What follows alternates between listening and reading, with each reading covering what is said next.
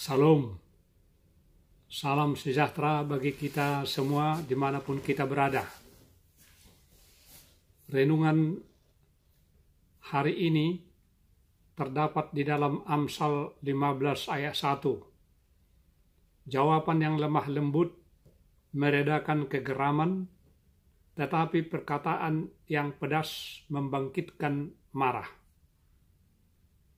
Saudara, saat yang berbahagia ini, saya dengan senang hati menyampaikan firman Tuhan sebagai tuntunan Tuhan Allah bagi kehidupan kita masing-masing. Firman Tuhan berkata dalam Amsal 15 ayat 1, jawaban yang lemah lembut meredakan kegeraman, tetapi perkataan yang pedas membangkitkan marah. Saudaraku, memaafkan orang lain memang tidaklah mudah dipraktekkan. Pada waktu kita disakiti, maka kita cenderung membalasnya.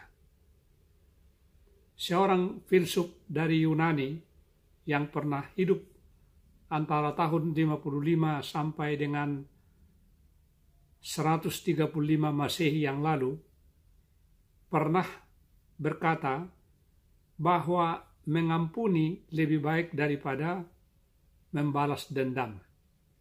Karena sifat mengampuni adalah sifat seorang kesatria, sedangkan membalas dendam adalah sifat barbar. Di tahun 1950 di Hongaria, ada seorang pengacara yang sukses bernama Joseph Kudar.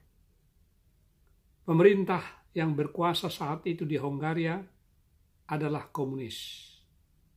Ia bersama-sama dengan rekan-rekannya bersatu untuk melawan tirani komunis, namun gagal, dan kegagalan perlawanan terhadap komunis ini memaksanya melarikan diri ke Amerika Serikat.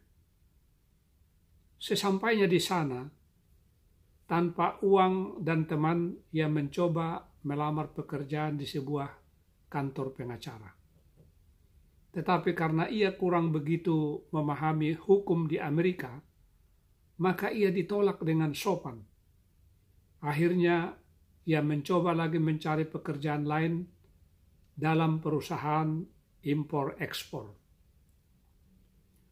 2 minggu kemudian, ia menerima jawaban penolakan terhadap lamarannya dengan agak kasar dari perusahaan impor-ekspor tersebut.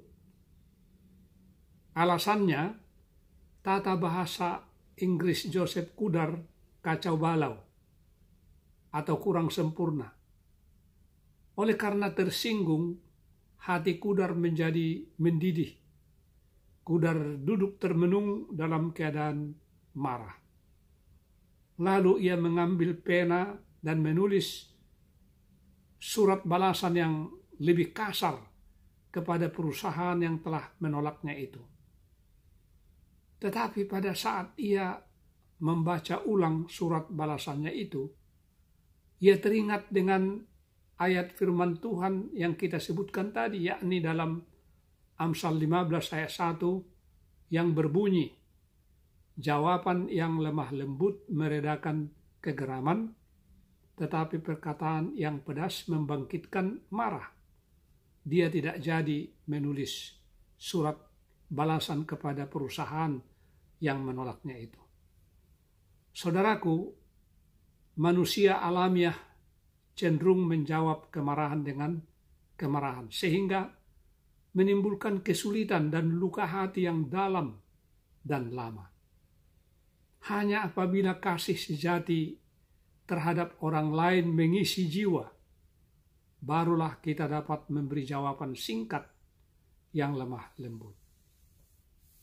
Mengingat ayat firman Tuhan tersebut, hati Kudar terasa dingin kembali. Ia berkata dalam hatinya, "Tidak, aku tidak jadi mengirim surat ini. Mungkin orang itu ada benarnya. Bahasa Inggrisku memang kurang sempurna. karena aku bukanlah orang Amerika, tetapi orang Hongaria. Saudaraku, kemudian Kudar mengganti surat yang pertama. Tetapi kali ini dengan nada halus meminta maaf atas kelancangannya, menjelaskan keadaannya dan berterima kasih kepada orang yang telah mengoreksi bahasa Inggrisnya. 2 hari kemudian, ia menerima telepon dari perusahaan yang telah menolaknya dan mengundangnya ke New York untuk wawancara. Saudaraku, seminggu kemudian ia diterima kerja dan di dalam karir selanjutnya dia telah diangkat menjadi wakil direktur perusahaan itu. Saudaraku, bila saja dia melanjutkan mengirim surat dengan nada jengkel dan marahnya itu, mungkin ia akan terlunta-lunta di negeri Paman Sam sebagai gembel yang mendapatkan pekerjaan. Saudara, apabila Anda marah dan panas hati, entah karena apa saja, ingatlah selalu bahwa hal itu akan membawa Anda ke dalam jurang penderitaan. Sesungguhnya menyimpan dendam dan kejengkelan ataupun kemarahan dalam hati jelas menghalangi persekutuan kita dengan Allah. Saudaraku, marilah kita berdoa. Bapa Surgawi, kami datang menghampiri tahta kasih karunia-Mu untuk bersyukur atas berkat yang kami rasakan dan firman-Mu yang telah kami pelajari.